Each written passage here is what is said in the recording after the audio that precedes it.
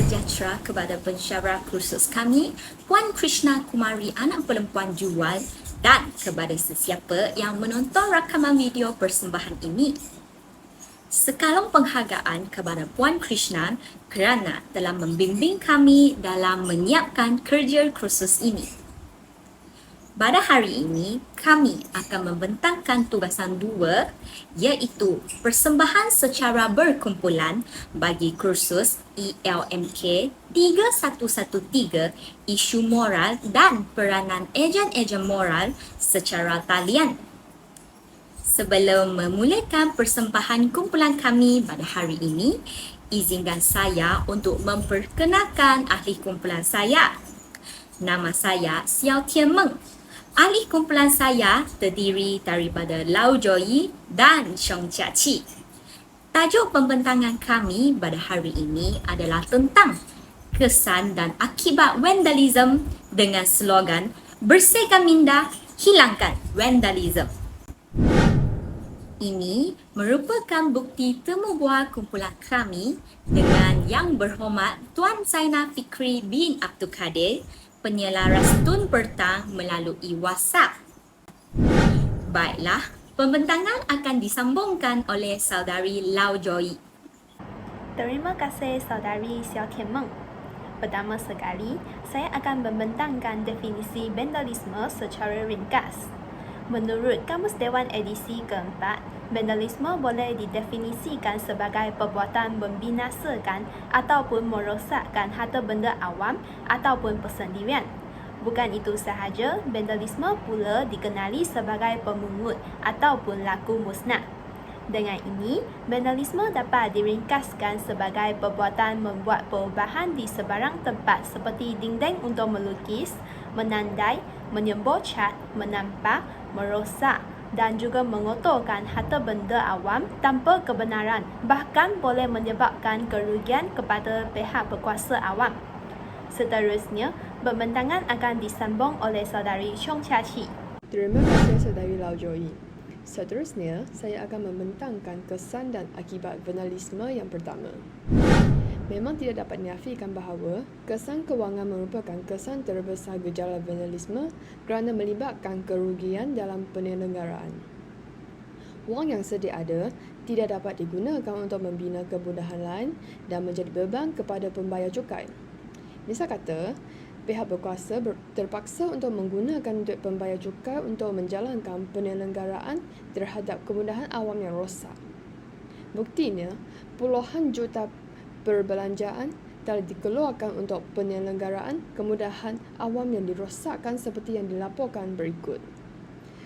Pada tahun 2018, MPKL telah membelanjakan kos pembaikian sebanyak ringgit Malaysia 752,000 manakala tahun lalu sebanyak 800,000 ringgit Malaysia untuk membaiki peralatan riadah yang ada di seluruh taman permainan dan dataran di kawasan pentadbiran MPKL. Katanya dalam satu kenyataan, sumber daripada berita harian pada tahun 2020. Seterusnya, pembentangan akan disambung oleh Saudari Xiao Tianmeng. Baiklah, terima kasih Saudari Xiong Chia-Chi.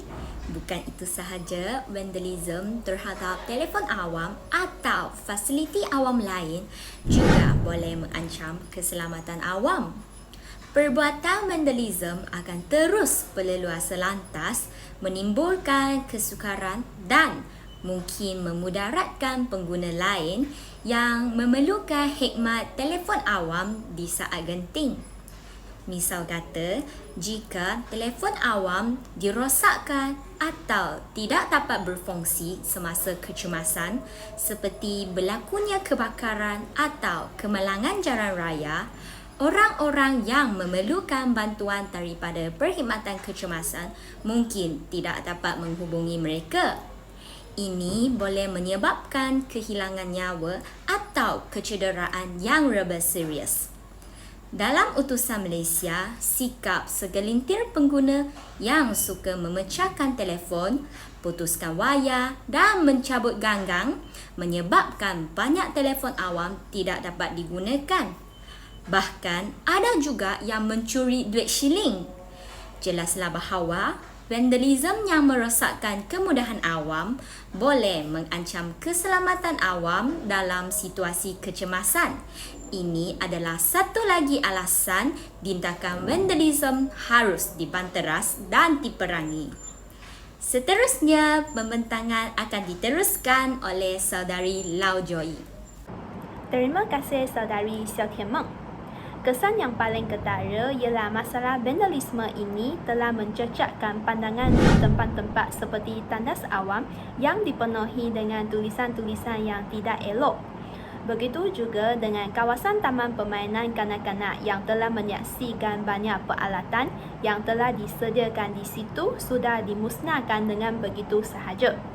Dalam sinar harian, Majlis Perbandaran Kuala Langat iaitu MPKL amat kesal di atas perbuatan yang tidak bertanggungjawab individu merosakkan harta benda di taman permainan yang boleh mendatangkan musibah kepada pengunjung. Keadaan ini bukan sahaja menyakitkan mata masyarakat kita ini, malah masyarakat luar juga akan mempunyai tanggapan bahawa rakyat di negara ini tidak menghargai dan mementingkan kemudahan-kemudahan awam yang disediakan. Seterusnya, pembentangan akan diteruskan oleh Saudari Chong Chia Chi. Terima kasih Saudari Lau Joy. Bukan itu sahaja, perbuatan vandalisme termasuk berconteng di atas gambar atau patung pemimpin akan membawa pelbagai kesan negatif. Tindakan vandalisme boleh merosakkan harta benda awam atau persendirian, termasuk dinding bangunan, monumen atau kemudahan awam yang lain. Ini boleh mengakibatkan kos yang besar untuk pembaikian dan pemulihan. Perbuatan vandalisme seperti menconteng pada mural pemimpin tanpa kebenaran akan menimbulkan rasa tidak puas hati dalam masyarakat. Tindakan sedemikian telah mengganggu ketenteraman dan keamanan sosial. Perbuatan menconteng pada mural pemimpin juga akan mencetus konflik politik. Ini boleh mencetuskan kemarahan dan ketenggangan antara pelbagai golongan masyarakat yang mempunyai fahaman politik yang berbeza. Tindakan ini boleh dilihat sebagai satu bentuk protes atau penentangan terhadap kerajaan atau pemimpin yang sedia ada. Dan ini boleh mencetuskan ketenggangan politik. Seterusnya, pembentangan akan diteruskan oleh Saudari Xiao Tianmeng. Terima kasih Saudari Chong Chia Chi. Vandalisme bukan hanya menjejaskan harta benda awam tetapi juga memberi impak terhadap ekonomi negara kita. Misalnya, merosakkan stesen minyak, kenderaan awam atau pusat membeli belah juga boleh menjejaskan perniagaan dan pelaburan asing. Mereka mungkin kehilangan keyakinan kepada negara tersebut sebagai tempat pelaburan mereka yang boleh mengakibatkan penurunan pelaburan asing. Pada tahun 2018, kereta api yang membawa pelbagai pelancong terbakar akibat tindakan vandalisme di Malaysia. Kejadian ini tidak hanya merosakkan harta benda tetapi juga mengakibatkan perkhidmatan kereta api terganggu. Para pelancong terpaksa menghadapi kelewatan masa dan pelbagai masalah.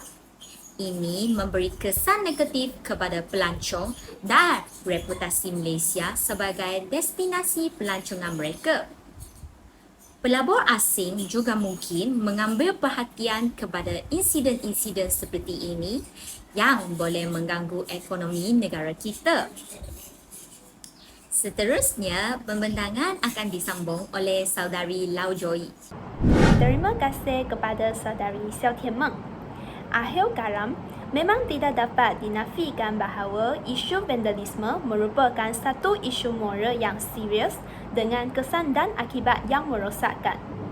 Untuk membentuk individu masa kini yang bermoral, ejen moral perlu memikul tanggungjawab dan memainkan peranan yang aktif dalam mendidik dan membimbing generasi muda.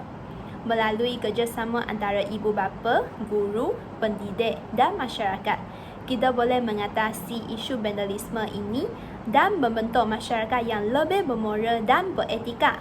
Dengan itu, kita dapat mencapai masyarakat yang lebih aman dan harmoni, serta memberikan peluang kepada setiap individu untuk mengembang menjadi individu yang baik dan beretika.